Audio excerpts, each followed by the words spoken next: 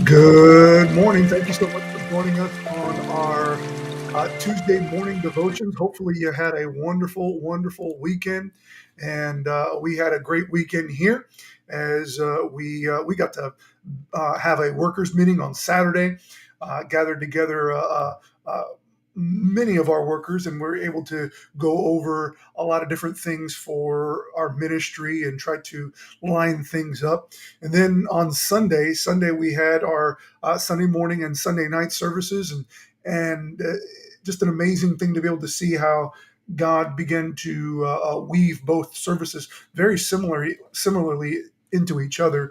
We had in the morning we baptized a young couple has been coming here. They just were added to our church, Jack and Julie, and I love that couple. Jack's mom got baptized here, and one of our ladies, Mrs. Mendoza, she had been working with her, and she ended up getting saved and now baptized, and just amazing to see that work out. Then we had another young couple that's been coming to our church here for some time. Good morning, Miss Danny. Thank you for joining. And he and his wife, we he had first started coming. Wife was away in a different state, and we had been praying for their daughter who had just been born. And then then they came, and the daughter started doing well, and they got talking to them, and they said, we, one of the things we need to do is we need to get baptized. And so was able to baptize them together, and that was such a sweet baptism to be able to baptize a husband and wife together. And they had such a good, sweet spirit about it. And it was funny in the morning they were unable to make it in the morning service, but they had a visitor here, and the visitor came, and she really enjoyed the service, and with her little baby boy Jude. And it was just really good to see God work in just that situation there. And then Sunday night we were able to have food and fellowship together, and it was good just seeing everyone gather together in the fellowship hall and hang out and talk, and just a blessing all together. And we're getting ready for our 23rd anniversary here at Victory Baptist Church, and right on schedule. Right on schedule. I've got a cold, so I'm battling a cold here, and that's why I kind of distance myself from most people on Sunday night. And good morning, Brother Damon. Thank you for joining us. And then, but I should be better. I should be better by Sunday. And so Wednesday night, you'll probably see me masked up, and I'll be keeping myself distant from people. But right on the schedule, I've got a little cold, and so if you hear it, that's what it is. But we're gearing up. We're still ready to go here for Sunday. And I hope you'd invite someone to our anniversary service. It's going to be a good time as as we celebrate. And you say, what special is going on? Well, it's going to be a special day altogether. We'll have a breakfast. We'll have our service, and we'll honor different people. Good morning, Mom. Thank you for joining us. And then in the evening, we'll have a little bit of a singspiration, and then we will. We'll have our potluck there in the end, and I have my gum right here. That's bothering me. There we go. And then, uh, but as far as what's going to be special, I said it on Sunday morning. What's going to be special is you being there. And on the 23rd anniversary, it's not, and I hope I'm not downplaying our anniversary at all. It's not one of the big ones, but it's still a big anniversary. But what in the reality, what makes any event special? The people that are there. And here's what I'm praying. I'm praying God's people show up, and they're just a part of what's going on in the anniversary, and we just have a sweet time together. That's honestly my prayer. And I hope if you're watching, if you're a visitor, and or maybe you've never attended, I hope you'd come and be a part of it. I guarantee it'll be a very sweet time.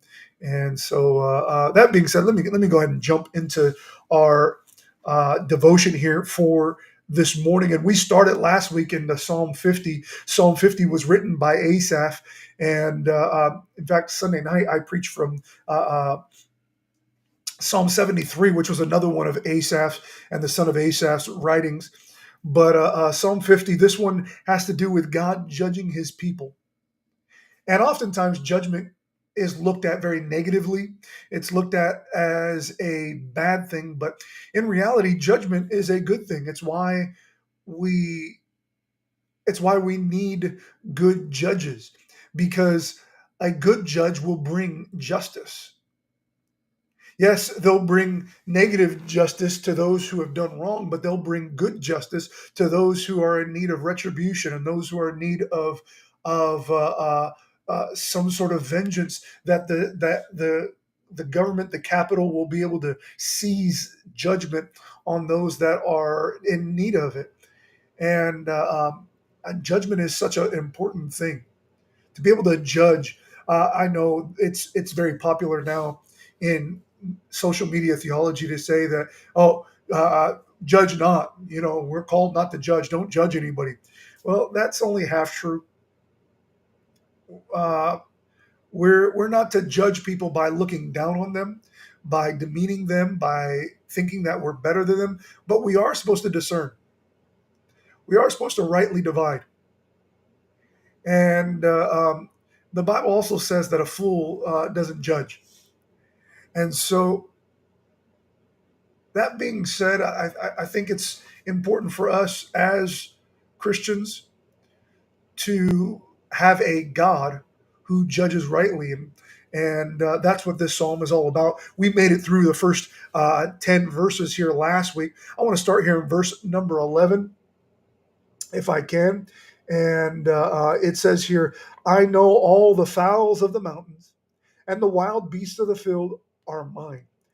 And here, God is reminding them that He doesn't necessarily need.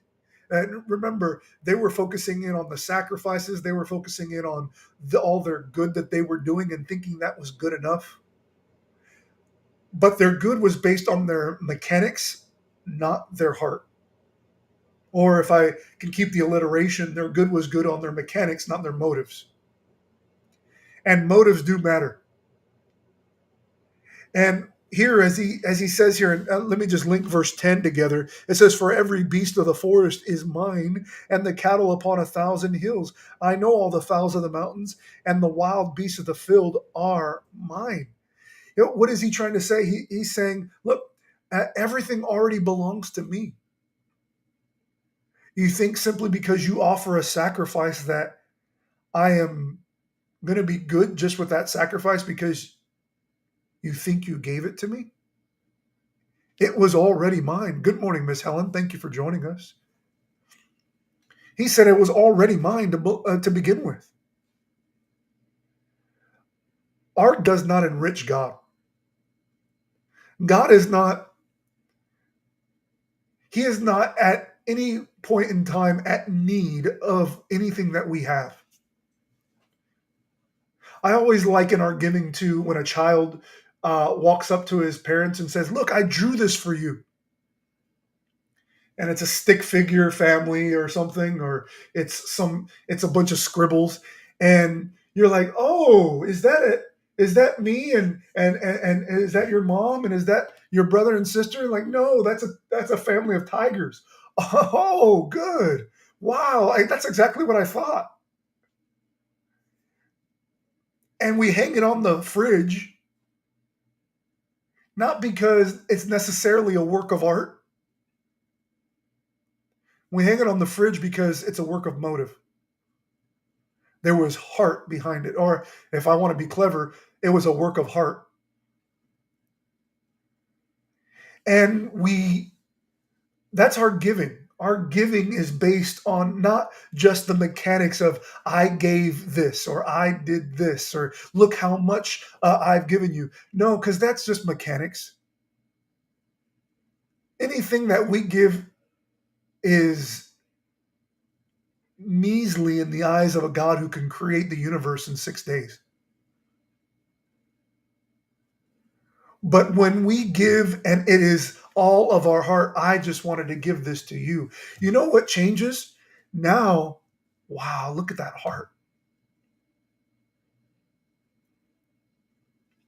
Verse number 12, he says, If I were hungry, I would not tell thee, for the world is mine and the fullness thereof. And this is an interesting verse. This is God speaking. He says, if I was hungry,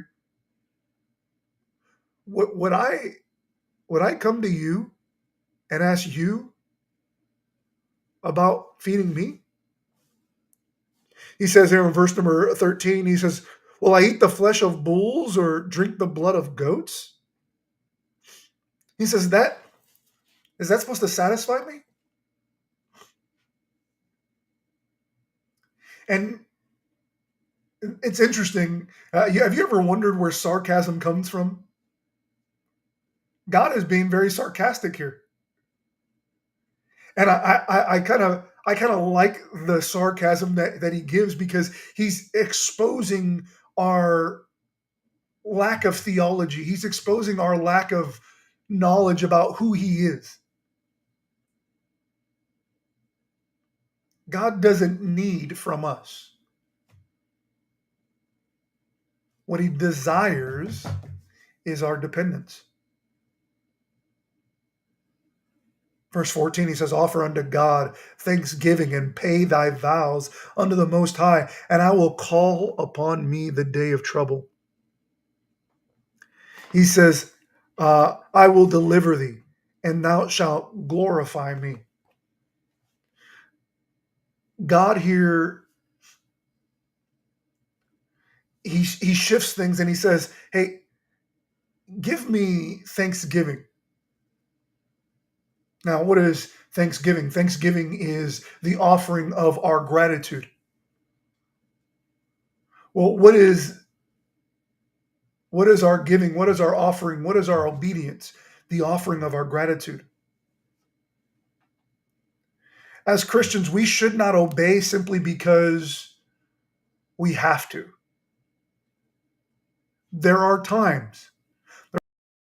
There are times we live in that mode. Uh, we shouldn't even obey because we want to, because I tell you what, my wants change on a daily basis. There are some times where I just want the biggest, juiciest burger with the biggest glass of Diet Dr. Pepper. I love DDP. I really do. In fact, I don't think there's a day where I don't want DDP. That stays consistent. But there are some days where I don't want a big juicy burger. There are some days where I want a salad. Now with chicken in it. I'm not completely losing the plot here. I have to have protein in it. But our wants change regularly, don't they? We living for God should not live necessarily in the duty or in the want, but we should live in the need. Or I need you. I need to be consistently hydrated. I need to be consistently fed. I need to consistently get my rest. Those are needs. Do you need God? When you need God, when He grants to you what you need, you know what is often followed by that? Gratitude. And so He shifts hollow religion into genuine worship. And then he talks about how he will lead us out of trouble, he'll lead us out of problems, and he'll deliver us. And because of that, we will glorify him. What is that? Basically, he's defining why we need to thank him. Because he has delivered us. He's delivered us out of our sin. He's delivered us from our trespasses. When we offer our prayer, we know from the model prayer, he says, "Deliver us from our trespasses." He talks about how give us this day our daily bread, our needs. He takes care of our needs on a daily basis. And when we go to Him to save us, not just our eternal salvation, but our daily salvation, what follows is genuine gratitude. Let's move on here. Verse number 16, he says this: "But unto the wicked, God saith, what hast thou to do to declare my statutes? Or that thou shouldest take my covenant in thy mouth, seeing thou hatest instruction, and casteth my words behind thee." God now shifts his attention from those who are following him but desiring more of a genuine worship to those who are rejecting him, those who are wicked. And what does he do? He begins to explain to them the path that they're going on. He's warning them. Now, you to see this. He is not stopping them from continuing down that path, but he is warning them about what that path brings.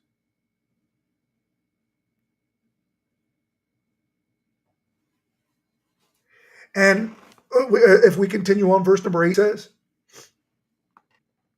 "When thou sawest a thief, then contendest with him, and hast been partakers with the adulterers, thou givest thy mouth to evil, and thy tongue frameth deceit."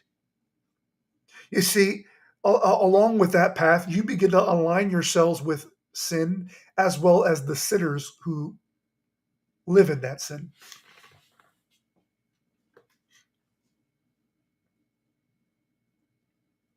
And what happens with this is that you, as he says here in verse number 19, "Thou givest thy mouth to evil, and thy tongue frameth deceit." Basically, your mouth has been given to the things that are evil,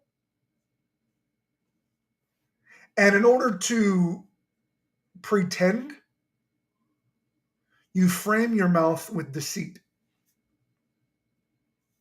Meaning, well, case in point, remember when Mary came in to anoint Jesus with the alabaster box? Remember Judas's response?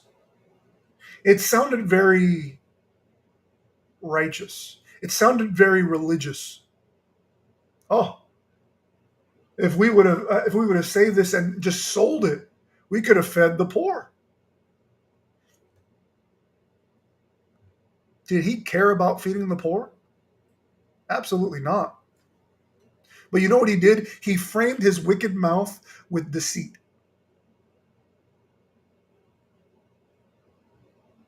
It was a way of covering up his true motives. And when we tolerate sin, we share in sin. And then we begin to live in sin. And then we try to cover it. Let's go to verse number 20. Verse uh, verse 20, he says, "Thou sittest and speakest against thy brother.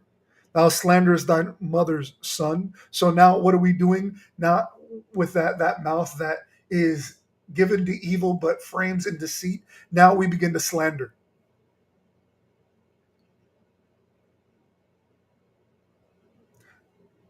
Mark those who are quick to judge everyone else with their mouth, but aren't willing to listen to instruction. I'll be the first to tell you. I will be the first to tell you. I mess up regularly. And while I don't like to admit when I mess up, I will.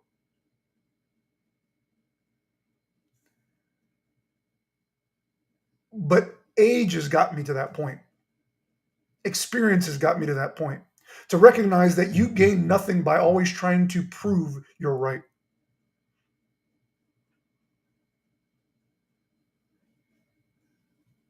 And I'm at the point now in my life where I don't want to necessarily prove I'm right. I'd rather allow life to prove it for me.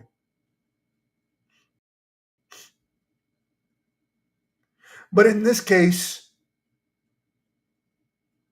we've gotten to the point now where those that are trying to frame their mouth with deceit are now judging others.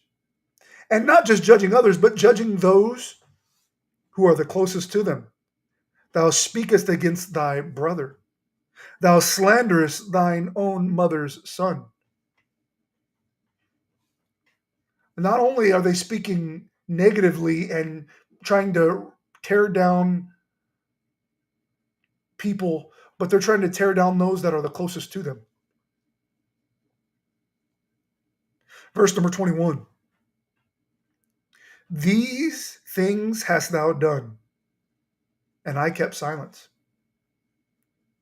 Thou thoughtest that I was altogether such a one as thyself, and I will reprove thee and set them in order before thine eyes. And this is God revealing a little bit about who he is. He says, I saw everything. I am aware of everything. I said nothing.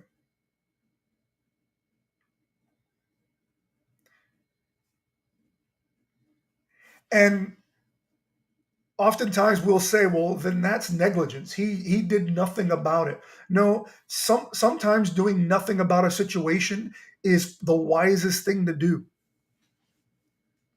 It allows for that person to make the right decision.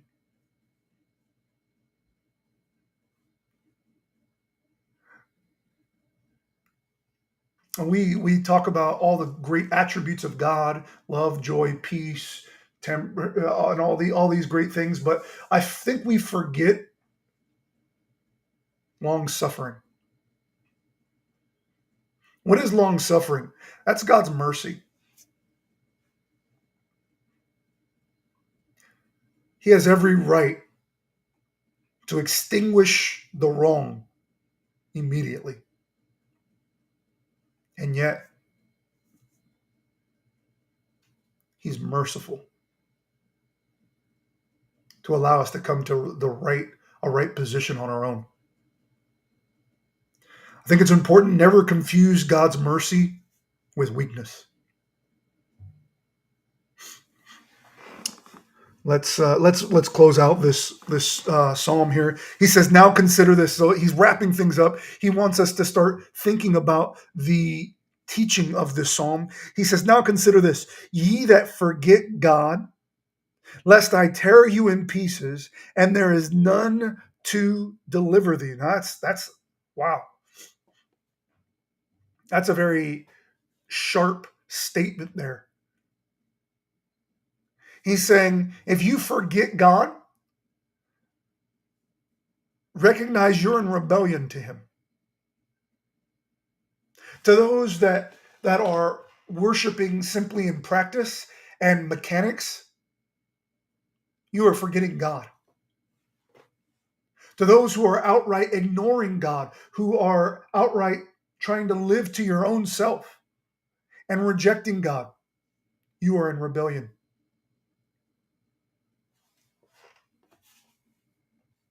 And he says, I will tear you in pieces.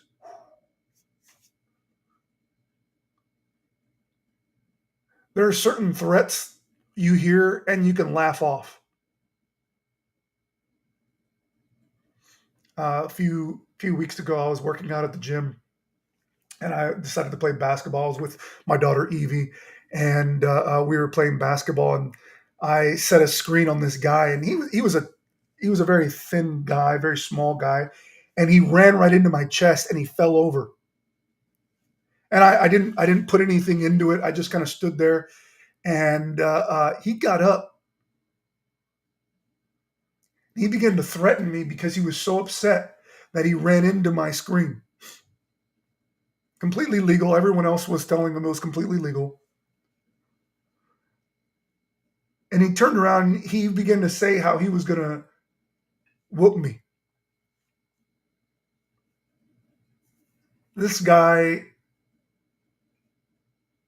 was probably, I would say, at max, maybe 5'6", maybe 150 pounds max. He was a tiny guy. That threat was laughable.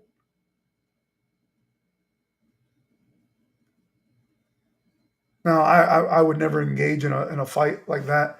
I wouldn't get into something like that. However, when an almighty God, good morning, Mrs. Catalan, thank you for joining us. When an almighty God issues a threat like this, who knows no limits to his reach, who knows no limits to his power, who knows no limits to his knowledge,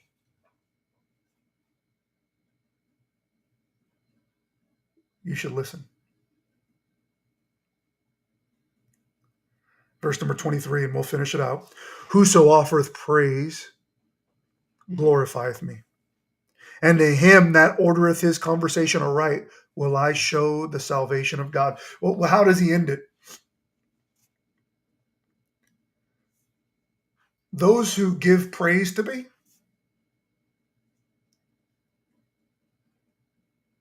to you, to you, I will grant salvation. To you, I will give my blessing. And genuine worship is when we align our life and our words and our motives with God. And so this psalm, an incredible psalm, looking at the judge of God as he's looking at his people, and he's looking at those who are doing good, those who are maybe skewed in their belief, those who have rejected him, and he's saying to all of you, I am judging you. And this is why it's so important to have a good and righteous judge above us, because it keeps us right. And I hope this was a help to you here this morning. And I thank you so much for being a part of these devotions. Remember, this Wednesday we have church 7 p.m. Let's make sure we're in church for that. And then Saturday, let's get together. Let's be a part of our soul winning meeting as we seek to invite people for our anniversary Sunday. We will have general cleaning and different things here at the church afterward. You can be a part of that. That would be a help. And then Sunday, starting at 8:30, we have a breakfast. That's our sunrise breakfast, and so join us for that. That's all provided by the church, and so you make sure you're a part of that in the morning. And then our service at 9:15 or at 9 o'clock. Really, I keep saying 9:15 because that's when we start. Service starts at 9, where we get to fellowship and meet with one another. And then we have our evening service at 5 p.m. Please join us for that. Afterward, we have our big potluck. And so I hope to see you there for anniversary. I love you. Thank you so much for being a part of these devotions. Let's end with a word of prayer. Heavenly Father, do love you and thank you now for allowing us to look at Psalm 50 and what it means to us. And Lord, I pray now that you would allow each of us to maybe take something that was given here this morning and meditate upon it day in and day out, and help it to align our hearts and our will to you. Lord, I thank you so much for this past weekend, being able to see people baptized. And Lord, I'm praying that this upcoming Sunday will add people to the church. But Lord, thank you so much for your goodness, and grant to us a wonderful week ahead of us. I pray for health to those within the church, safety to those who are traveling. I pray for faithfulness in our members. And we love you so much in your holy name. Amen. Thank you for joining us here this morning, and I look to see you here pretty soon throughout our other ministries. I love you. God bless.